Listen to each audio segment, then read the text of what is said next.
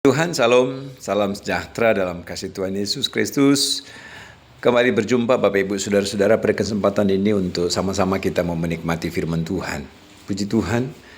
Bapak Ibu Saudara-saudara, kita dalam suasana peringatan Hari Pentakosta atau hari di mana Roh Kudus dicurahkan bagi gerejanya, bagi jemaatnya, bagi saudara dan saya, kita yang percaya. Maka kita bersyukur ketika Roh Kudus dicurahkan, Roh penolong itu yang menolong saudara kita semua, sehingga dengan roh penolong itu membuat kita bisa melewati banyak hal dalam kehidupan ini. Puji Tuhan, maka kesempatan ini saya mau berdoa sebelum kita akan sama-sama membaca firman Tuhan. Mari kita berdoa. Bapa, kami bersyukur untuk kesempatan ini, kami ada sebagaimana ada untuk menikmati firman. Tuhan berfirman, urapi hamba-Mu dengan Roh Kudus pakai hamba-Mu, kami rindukan firman-Mu dalam kami. Firman yang berkuasa akan membawa dan membuat kami mengerti akan setiap apa yang menjadi kehendak-Mu atas kami. Sebab itu ya Tuhan, berfirmanlah dan kami jadi pelaku dalam firman-Mu dalam nama Yesus Kristus. Haleluya. Amin. Puji Tuhan, firman Tuhan pada kesempatan ini terdapat dalam kitab Efesus pasal 1, ayatnya yang ke-13 dan ayatnya yang ke-14. Berkata begini, di dalam Dia kamu juga karena kamu telah mendengar firman kebenaran, yaitu Injil keselamatanmu. Di dalam Dia kamu juga ketika kamu percaya, dimeteraikan dengan Roh Kudus yang dijanjikannya itu. Ayat 14. Dan Roh Kudus itu adalah jaminan bagian kita sampai kita memperoleh seluruhnya, yaitu penebusan yang menjadikan kita milik Allah untuk memuji kemuliaan-Nya. Puji Tuhan.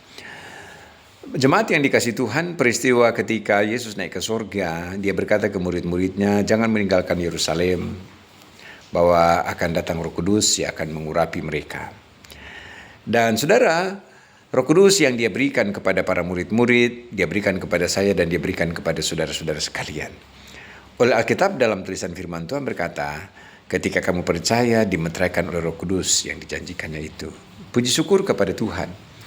Bapak Ibu Saudara-saudara, maka ini akan memberi pengertian bahwa begitu luar biasa Roh Kudus yang diberikan, yang memeteraikan saya menjadi milik Tuhan. Katakan amin.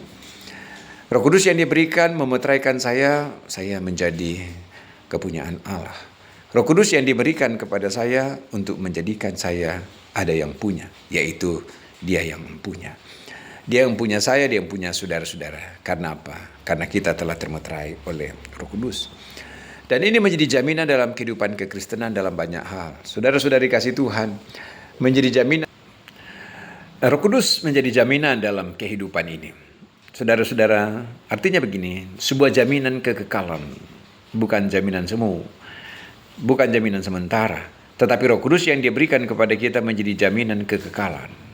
Oleh Alkitab menulis dalam tulisan di sini.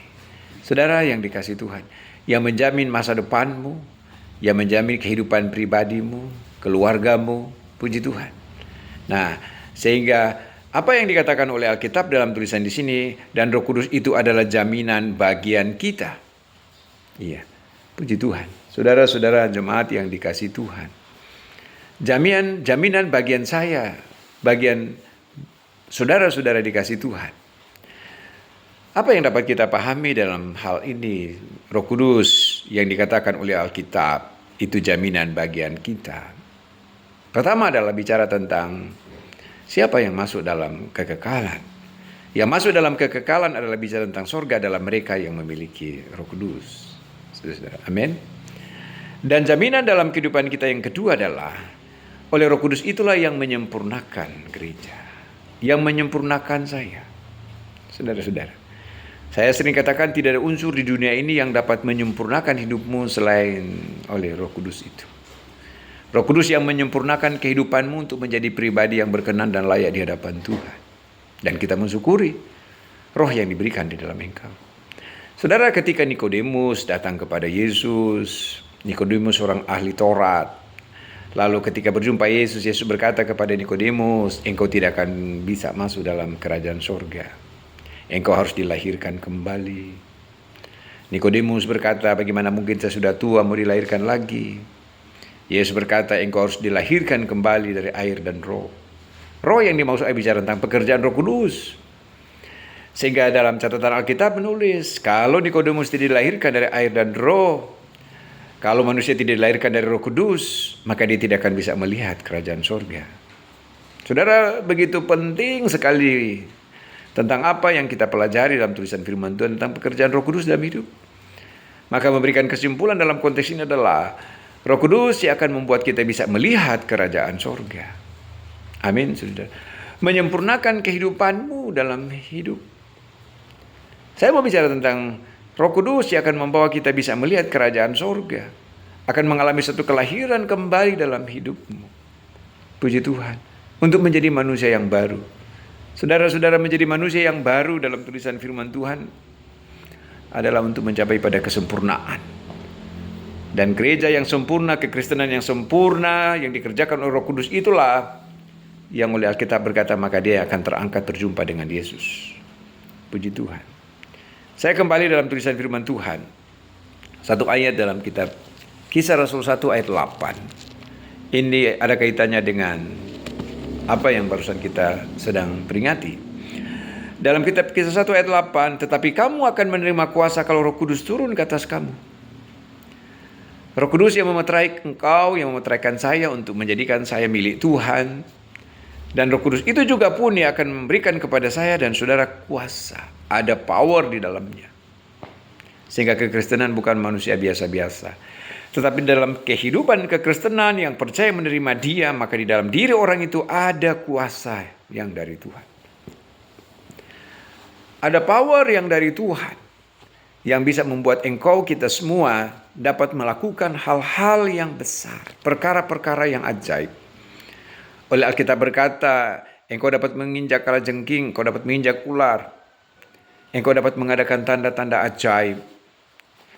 Otoritas Tuhan beri dalam kehidupan kita, saudara-saudara kasih Tuhan. Itu bagian-bagian dari jaminan yang Alkitab katakan oleh Roh Kudus itu berikan kepada engkau. Kamu akan menerima kuasa kalau Roh Kudus turun atas kamu. Puji Tuhan. Dan kuasa yang Dia berikan dalam kehidupan gereja, jemaat Tuhan, orang percaya, tentu kuasa dari tempat yang maha tinggi. Yang dimaksud adalah kuasa keilahian. Kuasa keilahian yang tidak diberikan oleh dunia. Hanya Allah yang berikan kuasa keilahian itu. Kuasa ilahi yang menjangkau, menjangkau dari waktu datang kepada waktu, yang menembus tembok, saudara-saudara. Kuasa yang tidak terbatas, saudara-saudara. Itulah kuasa Roh Kudus. Puji Tuhan.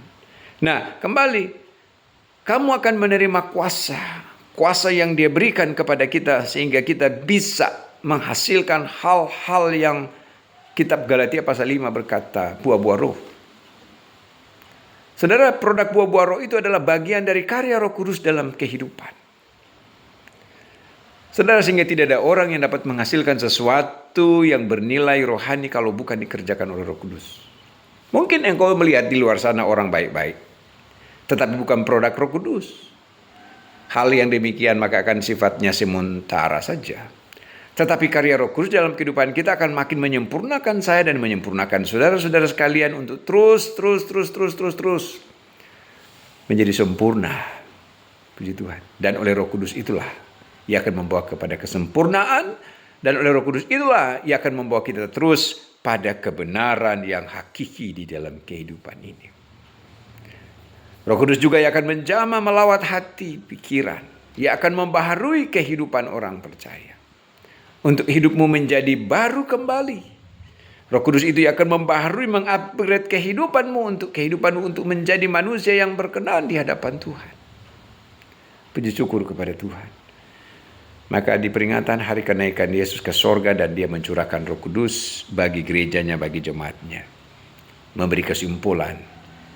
Roh penolong yang menolong kita, yang menolong saudara-saudara sekalian. Tuhan tolong Bapak Ibu dimanapun berada melalui kuasa Roh Kudus. Kesulitan yang kau hadapi, tantangan yang kau hadapi, masalah yang kau hadapi, masa depan yang kau hadapi, ada Roh Kudus sebagai roh penolong yang menolong engkau. Puji Tuhan. Roh Kudus sebagai pembela yang membela engkau. Roh Kudus sebagai penasehat yang menasihati engkau.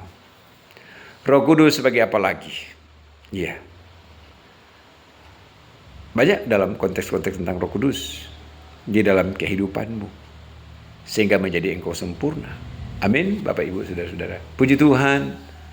Maka mari kiranya oleh Roh Kudus terus bekerja di dalam hidup baik bapak-bapak, ibu-ibu, anak muda yang mendengarkan tayangan ini. Kamu akan menerima kuasa kalau Roh Kudus turun atas kamu. Dan kamu akan menjadi saksiku. Dan apa yang baru kita baca tadi dalam tulisan firman Tuhan, Roh Kudus yang menjadi jaminan dalam engkau. Puji Tuhan, shalom, Tuhan Yesus memberkati. Di waktu yang terbatas ini, saya percaya oleh firman Tuhan sanggup untuk membuat kita terus menjadi pribadi yang penuh dengan kasih karunia berkat Tuhan dalam kuasa Roh Kudus. Amin. Puji Tuhan. Mari kita berdoa. Terima kasih Bapa buat firman-Mu yang singkat, Roh Kudus yang Kau berikan bagi kami, yang memeteraikan kami sebagai milik Tuhan. Terima kasih Bapa untuk Roh Kudus yang Kau berikan bagi kami sebagai Roh penolong yang menolong kami. Kami memerlukan kuasa itu. Kami memerlukan kuasa itu dalam hidup kami untuk kami menjalani kehidupan agar kami tetap kuat menjalaninya. Bersama dengan Engkau sampai Engkau datang pada kali yang kedua. Bapa, lawat jemaat Tuhan yang mendengarkan tayangan ini. Kuasa Tuhan ada dalam hidup mereka dan kehidupan mereka terus tetap ada dalam kasih karunia Tuhan di dalam Roh itu yang menjadi jaminan dalam kehidupan mereka dan kami semua. Terima kasih buat firman-Mu ya Tuhan, meteraikan itu di dalam kami. Dalam nama Yesus kami bersyukur. Haleluya. Amin. Puji Tuhan. Haleluya.